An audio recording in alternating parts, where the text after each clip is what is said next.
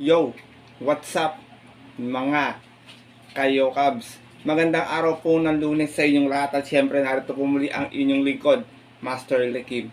At welcome back po muli dito sa ating Master Lekim TV. Bago ko po simulan itong ating video mga bayang karista, make sure dapat nakalike na tayo, nakasubscribe, pakishare na rin po. At syempre pakihit na rin yung notification bell para po maging updated po kayo sa mga susunod ko pa pong upload na video.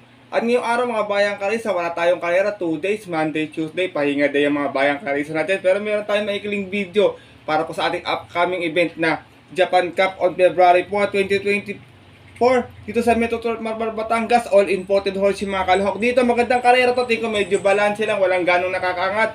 Pwedeng magkadiha doon na pwedeng magpakitang gilas talaga yung mga bagong imported natin ngayon. Na syempre mga bayang karista, hindi ko na rin po papatagalin agad dyan. At pupunta natin agad dyan matapos lamang syempre yung ating maikling intro. Kaya, let's go! Mga ka-yo Cavs!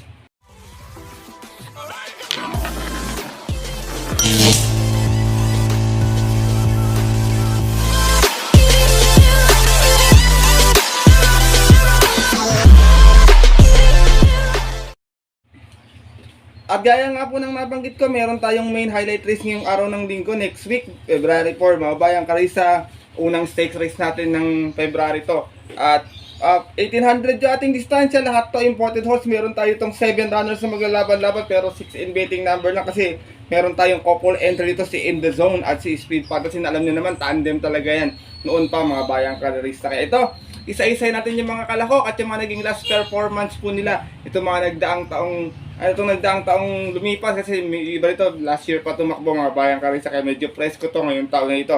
At I hope sana maging maganda yung karera na to. Bigyan ko po muna kayo ng pwedeng maging senaryo rito. Ang pwedeng magdala ng marcha rito mga bayang karisa, alam na natin kung sino yung Grey Gallo, pwede si Senshi Spirit. Ito ang kabayo na to, medyo malaki yung inomento ngayon, papakitang gilas, at saka ilastras, medyo impresibo rin. Ang pwedeng humabol sa kanya si Darlev, pero napansin ko pare sila ng trainer ni Darlev Baka pwedeng kampiyan siya or hindi siya labanan ng isaan sa unahan, kasi kung lalabanan siya ni Darlev talagang wala sila idadating parehas.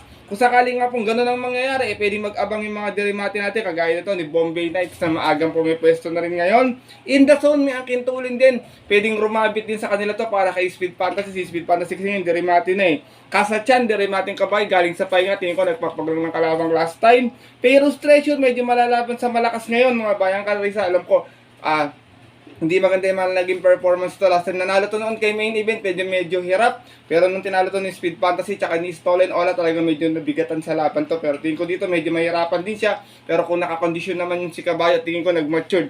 Baka gulatin sila dito sa karera na ito. Speed Fantasy, dirimati na ngayon natin, matulin to Kabayo na to. Pwedeng umagapay agad, pero tingin ko mag-aabang lamang to sa karera to. Kaya nga po gaya ng nabanggit ko, kung hindi guguluhin ni Darlev si Senshi Spirit sa unahan, kung tatapos to ng 1,800 meters, tingin ko kaya bumuo nito ng 2 kwartos or 3 kwartos pa. Tingin ko, sakali matalo man to, kapusin or meta nila abutan, pero tingin ko ito magdadal ng marcha dito. Kung sakali nga po hindi sila magbibigay, yan talaga darating po talaga yung mga contenders natin ng mga diremate. Kaya ito, simulan na natin sa ating unang kalahok. Ito, kilala nyo naman to mga bayang karisa. Siyempre, Bombay Knights sa pagmamayari po ni Ma'am Luis Andesena. Ang trainer po Sir Egoy Hipolito.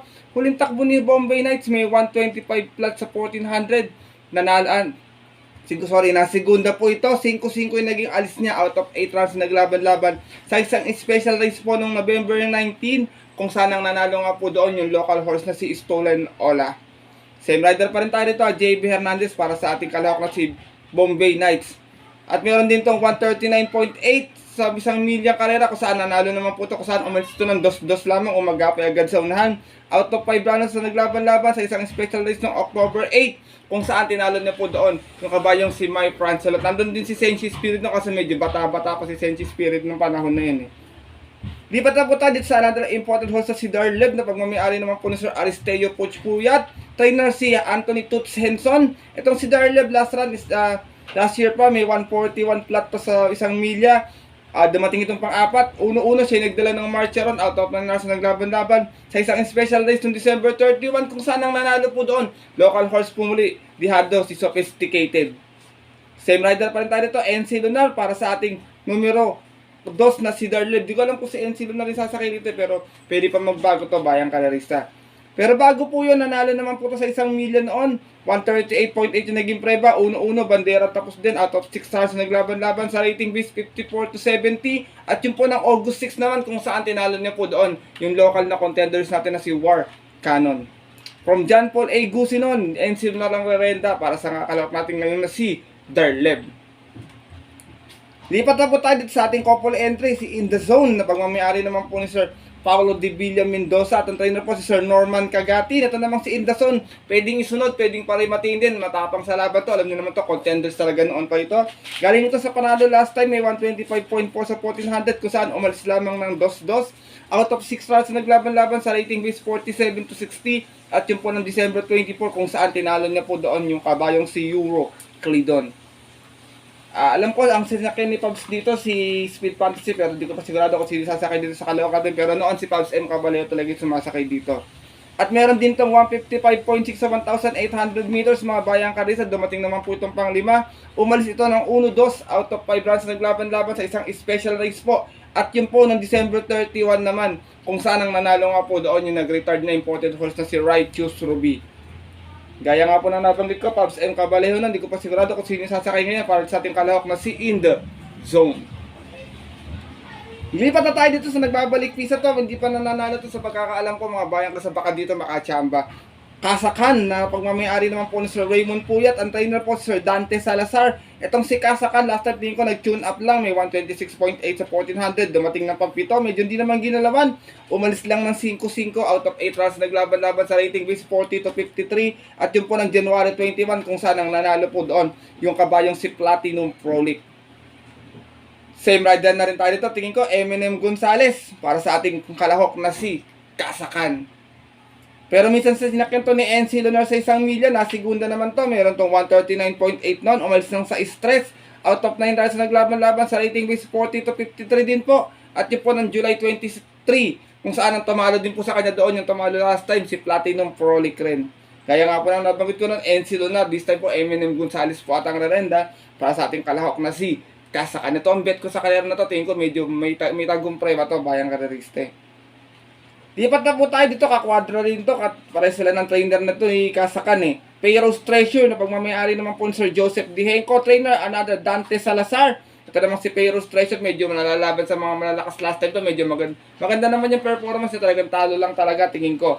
Meron tong 125 flat sa 1400 last time, dumating itong Tarasera, umalis ng 7-2 out of 9 rounds na naglaban-laban sa rating base 40 to 53. At yun po ng December 16 kung saan tinalo po siya doon ng kabayong si Speed Fantasy. From JT Sarate, ang pagkakalam ko, O'Neal Cortez ang rerenda nito. Kabayan ito na si Payros Treasure. Medyo bata sa laban to dito. At meron din naman to 126.4 sa 1400 muli kung saan dumating naman po itong pang 5. 2-3 naman yung naging alis niya nang magapay agad sa unahan. Out of 8 rounds naglaban-laban sa isang special race noong November 19 kung saan ang nanalo po doon yung kabayong si Stulen Ola. Ganun pa rin ang ating natin nun, JT Sarate para sa ating kalahok na si Payros Treasure. Lipat na tayo sa Lone Grey Galloper. Tingin ko ito, Yamado sa karera to, talaga kasing impresibo yung mga ginagawang takbo nito ngayon. Senshi Spirit, pagmamayari po ni Sir Victor June Ferrer. Ang trainer po si Anthony Toots Henson. Itong si Senshi Spirit, last time nanalo to sa 1400, may 123.1, medyo impresibo yan ha. Si Most Grateful, kayang gawin yan. Tingin ko, nagagawa rin niya, kaya tingin ko medyo, may nagkomento to, baka masunod to sa yapak ni Most Grateful. Galing ito sa panalo last time, 1-1, banderang tapos, out of 7 rounds naglaban-laban sa rating base 40 to 46. At yung po ng January 14 kung saan tinalo niya po doon yung kabayong si Open Billing. From JB Hernandez, alam ko ang rerenda this time, pati dilemma naman para sa ating Grey Galloper na si Senshis Spirit. At meron din naman itong 138.8 sa 1 milya kung saan bumigla nga ito noon, nasigunda to, matik na makachamba to noon. Banderang tapos sana to kung di nabot eh. Out of 5 rounds na naglaban-laban sa isang special race po ng December 17 kung saan ang nanalo nga po doon yung kabayong si Jazz Dalu. From Allison Public noon, this time pati dilemma, hindi naman namimili ng nitito kabayo to, mga bayan kasi sa tingin ko yung nakagandaan sa kanya kahit sino sumakay talagang nagagamayin siya agad. Itong kalawak natin si Senshis Spirit, isa to sa contender sa karera na to tingin ko eh.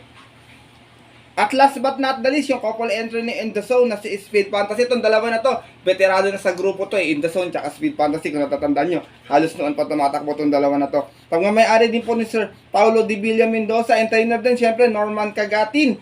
Speed Fantasy, last official run, may 124.6, nanalo po ito sa 1400, 8-5 naging outings, out of 9 nasa naglaban-laban. Sa rating base 40-53, ito po ng December 16, kung saan tinalo nga po niya doon yung kabayong Deser William. Alam ko ito ang pinili ni Pabs M. Cabalejo, si Speed Fantasy, kaya alam ko siya i-renda nito sa araw po ng linggo. At meron din naman tong 138.2 sa isang milya karera, kung saan dumating itong segunda, mga bayang karerista. 3-4 yung naging outings niya. Out of 5 rounds na naglaban-laban sa rating isang special race noong September 10, kung saan nakapoto niya po doon yung matuling kabayong ZB class. Gaya nga po ng nabanggit ko, ito po yung pinili ni Pabs M. Cabalejo, itong kabayong na si Speed Fantasy. At yun po mga bayang kadarista at ang ating mga kayokaps, sana po nagkaroon po kayo ng idea sa maaari niyo pong pwedeng kampihan dito sa ating Japan Cup na darating sa February 24. Tingin ko magandang karera to, mahaba yung distansya, parehas silang imported horse. Bagamat may mga parehas nga lang ng trainer, tingin ko pwedeng magkampihan mga bayang kadarista. Siyempre alam niyo naman po, di talaga maiwasan. Minsan alam niyo naman talagang may mga strategy din yung mga trainers natin, mga bayang kadarista. Pero gaya nga po ng nabanggit ko, kung hindi talaga guguluhin ni Darleb si Senshi Spirit, tingin ko pass your papers silang lahat kahit 1,800 meters to. Pero kung susubok si Darleb o magtatangka rin ng panalo, mabubuliglig niya yung ere, sigurado ako makikinabang na rito yung mga re-remate gaya nga po ni Bombay Knights, In The Zone, Kasakan at saka ni Speed Fantasy. Para sa akin si Payros Treasure, malakas yung laban dito, pero kung mananalo po, di na po ako mabibigla, siguro nga po baka po nag-matured yung kabayo. Kaya mga bayang kadarista at ang ating mga kayokab sa kampiyan na dito sa ating darating na 2024 Japan Cup sa February 24, 2024. Sunday po yan mga bayang kadarista dito sa Metro Turf, Malbar, Batangas. At yun po mga bayang kadarista at ang ating mga kayokabs, maraming salamat po sa sandaling pagtambay dito sa ating YouTube channel. At sana po magustuhan nyo po ating ginawang video. Tawag dito mga bayang karista, tawag dito ito yung idea ko lamang po, kayo na po bahala kung sino po yung mga pupusuan nyo. Kaya po, maraming salamat po sa inyong tiwala at suporta. Stay safe everyone, God bless bayang karerista.